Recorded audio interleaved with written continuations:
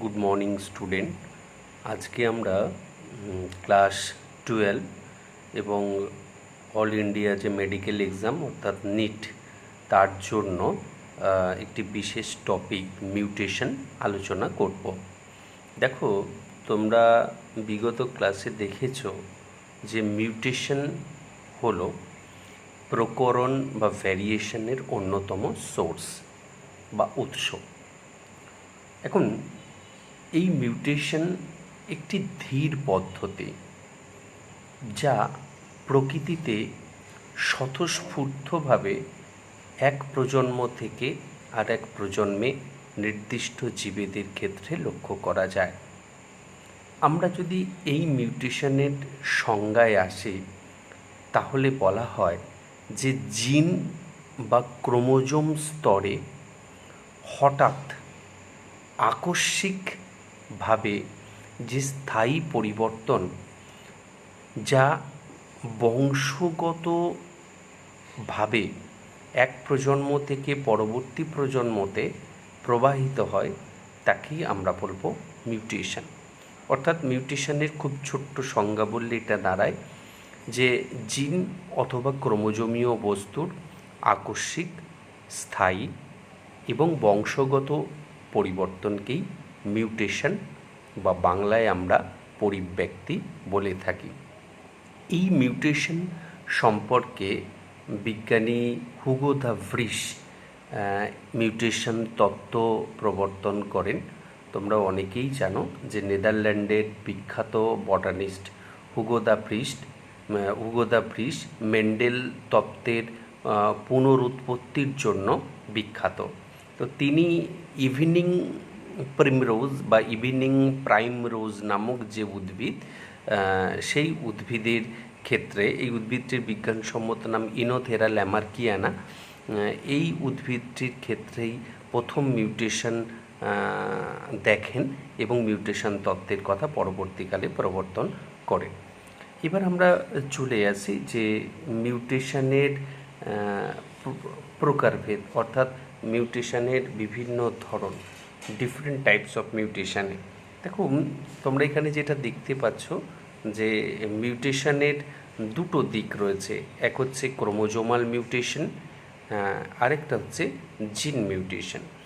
জিন মিউটেশন যেহেতু ক্রোমোজোমের একটি নির্দিষ্ট লোকাসে ঘটে, তাই সেটাকে ওভারঅল দেখে মনে হয় একটা পয়েন্টে ঘটছে।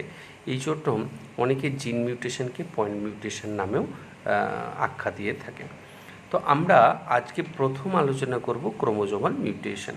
দেখো, ক্রোমোজোমাল মিউটেশন কি না, যদি ক্রোমোজোমীয় স্তরে হঠাৎ কোনো গঠনগত কিংবা সংখ্যাগত পরিবর্তন ঘটে এবং সেই পরিবর্তন যদি স্থায়ীভাবে বংশ পরম্পরায় সঞ্চারিত হয়, তখন সেই হঠাৎ বা আকস্মিক স্থায়ী পরিবর্তনকেই আমরা বলবো ক্রোমোজোমীয় মিউটেশন।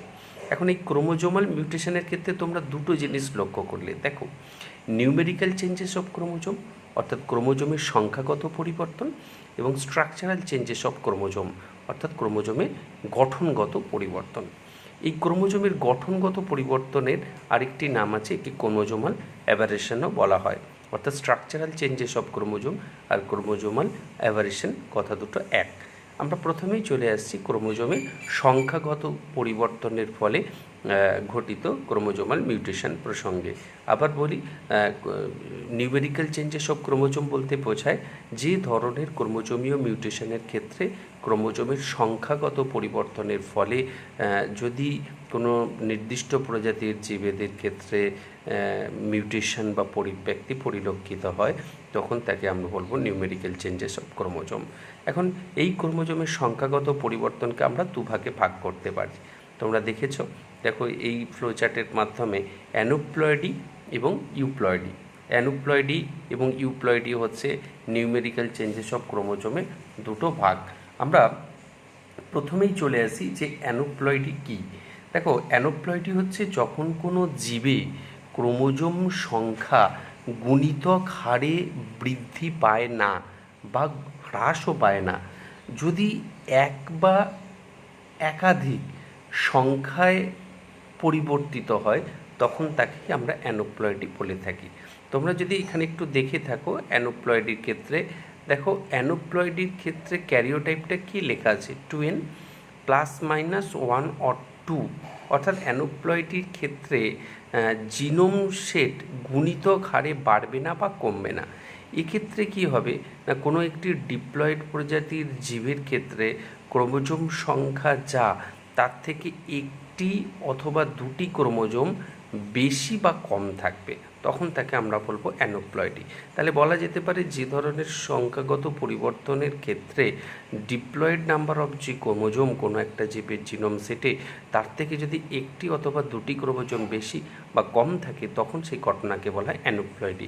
স্বাভাবিকভাবেই এই প্লাস এবং মাইনাস থেকে এর আবার দুটো ক্যাটেগরি চলে আসছে। দেখো অ্যানোপ্লয়েডির ক্ষেত্রে যদি দেখা যায় যে ডিপ্লয়েড সেটে যা ক্রোমোজোম রয়েছে তার থেকে একটি বা দুটি বেশি থাকে, তখন তাকে বলবো হাইপারপ্লয়েডি। হাইপার মানে বেশি, আর হাইপোপ্লয়েডি হচ্ছে যখন ডিপ্লয়েড সেটে যতগুলি ক্রোমোজোম থাকে তার থেকে একটি বা দুটি ক্রোমোজোম কম থাকবে। তাহলে আমরা প্রথমে হাইপারপ্লয়েডি বলতে পারি, এটা একটা অ্যানোপ্লয়েডির ধরন, না যে ধরনের অ্যানোপ্লয়েডির ক্ষেত্রে কোনো একটি নির্দিষ্ট প্রজাতির জীবের ডিপ্লয়েড সেটে যতগুলি ক্রোমোজোম থাকে তার থেকে একটি অথবা দুটি ক্রোমোজোম যদি বেশি হয়, তখন সেই ঘটনাকে আমরা বলবো হাইপারপ্লয়েডি।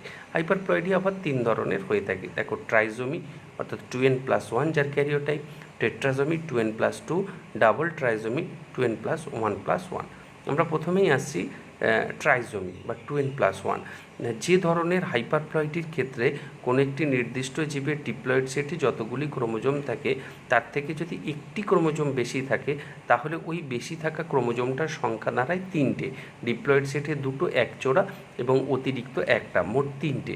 যেহেতু একটি ক্রোমোজোম তিনটে হয়ে যায়, ট্রাই মানে তিন, সেই জন্য এই ধরনের হাইপারপ্লয়েডিকে আমরা ট্রাইজোমি আখ্যা দিয়েছি।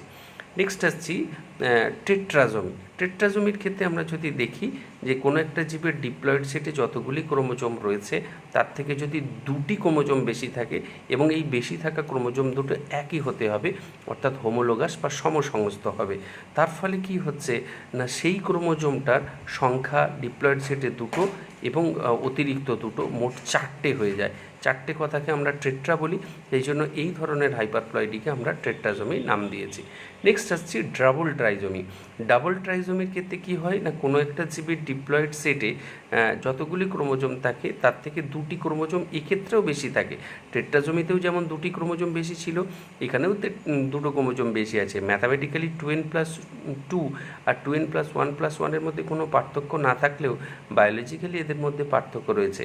এখানে টেট্রাজোমির ক্ষেত্রে যে দুটো ক্রোমোজোম বেশি ছিল সে দুটো ছিল হোমোলোগাস ক্রোমোজোম, আর এখানে যে দুটো ক্রোমোজোম রয়েছে সেই ক্রোমোজোম দুটো হচ্ছে নন হোমোলোগাস ক্রোমোজোম বা অসমসংস্থ ক্রোমোজোম।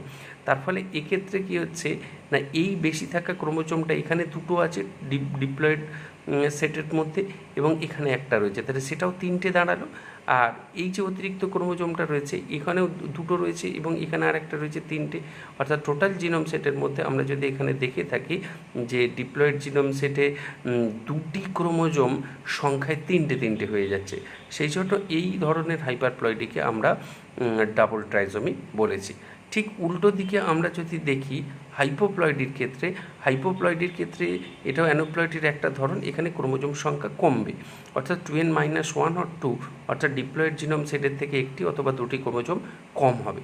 এক্ষেত্রেও তিন ধরনের হাইপোপ্লয়েডি দেখা যায়, মনোজোমি 2n-1, নালিজোমি 2n-2, ডাবল মনোজোমি 2n-1-1। মনোজোমির ক্ষেত্রে ডিপ্লয়েড জিনোম সেটে যতগুলি ক্রোমোজোম থাকে তার থেকে একটি ক্রোমোজোম কম থাকবে, তার ফলে ওই যে ক্রোমোজোমটি কম থাকে ডিপ্লয়েড সেটে সেই ক্রোমোজোম সংখ্যাটা অর্থাৎ একটা হয়ে যায়, সেই জন্য এই ধরনের হাইপোপ্লয়েডিকে আমরা মনোপ্লয়েডি বলেছি। নালিজোমির ক্ষেত্রে ডিপ্লয়েড সেটে যতগুলি ক্রোমোজোম থাকে তার থেকে দুটি ক্রোমোজোম কমে যায় এবং এই কমে যাওয়া ক্রোমোজোম দুটো কিন্তু একই হয়, অর্থাৎ সমসংস্থ হয়। তার ফলে কি হয় না, এই ডিপ্লয়েড জিনোম সেটে ওই ক্রোমোজোমটার আর কোনো অস্তিত্বই থাকে না, জিরো হয়ে যায়। বা ভ্যানিশ হয়ে যায়, সেই জন্য এই ঘটনাকে আমরা এই ধরনের হাইপোপ্লয়েডিক অ্যানালিজমই বলেছি। আর ডাবল মনোজমির ক্ষেত্রে কি হচ্ছে না, এক্ষেত্রে ডিপ্লয়েড জিনোম সেটে যতগুলি ক্রোমোজোম আছে তার থেকে দুটি ক্রোমোজোম সংখ্যায় কম থাকবে, কিন্তু এই দুটি ক্রোমোজোম কিন্তু সর্বদা নন হোমোলোগাস হবে। তার ফলে এই যে একটি করে ক্রোমোজোম কমে যাচ্ছে ডিপ্লয়েড জিনোম সেটে, সেই ক্রোমোজোমগুলো কিন্তু এখন একা একা হবে। অর্থাৎ ডিপ্লয়েড জিনোম সেটে ওই দুটি ক্রোমোজোম একা হয়ে যাওয়ার ক্ষেত্রে, অর্থাৎ দুটি ক্ষেত্রে মনোজমি দেখা যাবে। সেই জন্য এই ধরনের হাইপোপ্লয়েডিকে আমরা নাম দিয়েছি ডাবল মনোজমি। তাহলে আমরা বিভিন্ন ধরনের অ্যানোপ্লয়েডির কথা দেখলাম।